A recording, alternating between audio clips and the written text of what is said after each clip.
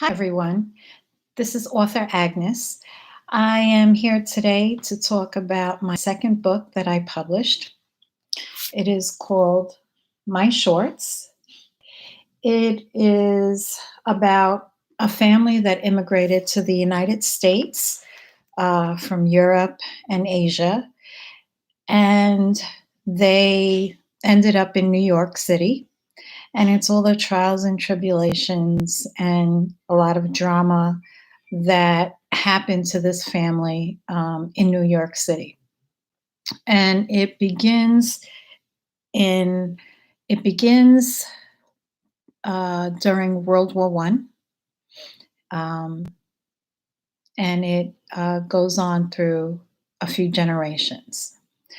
The cover, beautifully done by my nephew Charlie Clark, edited by Nikki Sanchez, and published by Lindsay Flores through Amazon. So it is a little bit of drama, a lot of suspense. It will spark many emotional aspects. I've been told that it sparks sadness, happiness, anger, just a lot of different emotions, if that's a type of book that you like. Um, I also would like to thank my many friends, family, and supporters um, who have supported me all the way through this trying process of being an author. It's something, like I said, I always wanted to do. So thank you, Steve Zimmerman, Nate McDowell, Johnny Carabello, Minerva Carabello, Joey and Joshua Carabello, Lisette Sanchez, Lisa Williams, Tony Zugal, Gordon Williams, Andrea Williams Still. Joe Ferguson is always a big supporter, and so is Joe Leonardi.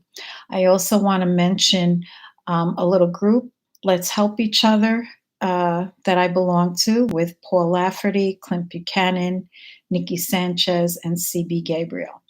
I'm going to read a little bit from my shorts. I have planned on doing a bunch of reviews, which I will. So I have all these physical books that I have reviewed, and I will do that at another time. And then I read a few children's books that I want to review, both physical and Kindle. And then there's a lot of Kindle books that I read that I have reviewed, and I want to do that as well. So on my shorts, this, like I said, takes place during World War One in the beginning, and a gentleman named Joe, he lives in Russia, and he is in the Russian army, and they were just notified that they can go home for a short leave. So this is about Joe. The first chapter happens to be called Joe, and it starts out with Joe. So Joe goes home to see his family. When the train comes to a complete halt, Joe becomes startled as he awakens suddenly. He instinctively looks out of the window, realizing that this is his stop. But where exactly am I, thinks Joe to himself. I don't recognize anything here. The conductor expertly makes his way, walking through each car while announcing their destination.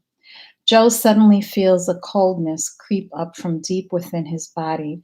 He then suddenly comes to an overwhelming, horrific realization. The war has followed him home. The sight of destruction, cold, and poverty was everywhere. He rubs his eyes hard with his fists, hoping that what he sees is not real. I must be having a nightmare, thinks Joe. Where there had once been buildings, now lie rubble. The once proud people of his town are now begging and sleeping in the streets. During his brief absence, his home has been destroyed by hatred and avidity of wealth and power, deduced as war. Ironically, this very same war he chose to participate in destroyed what he had been dreaming and longing about for months. Suddenly, his hands become cold and clammy, and droplets of sweat begins to roll down his face profusely. His heart pounds as the cold rush of fear quickly runs through his entire being. The items he held tightly in his hands fell to the ground as he begins to run.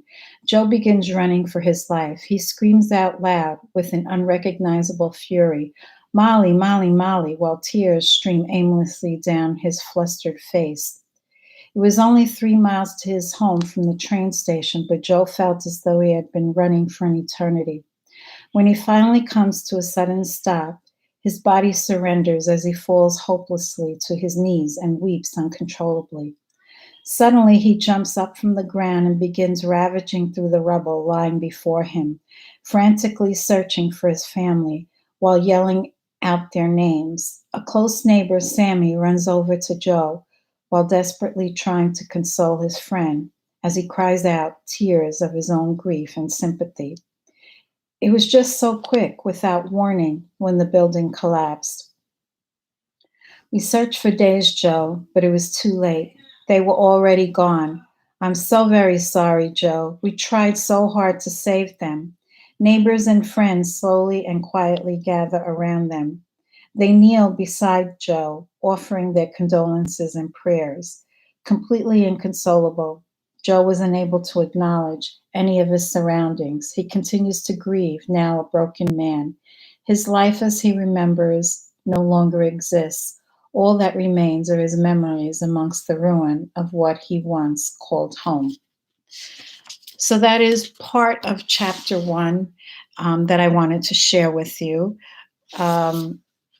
I got a lot of comments regarding that, so I thought I would share that. I may read another part later on.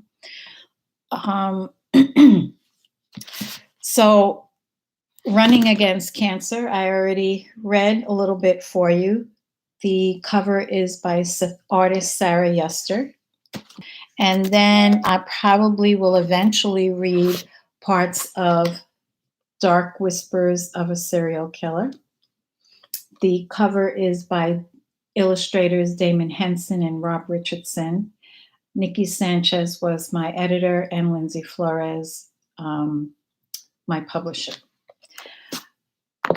And that is it for now. Thank you, everyone. Stay safe and talk to you soon. Bye.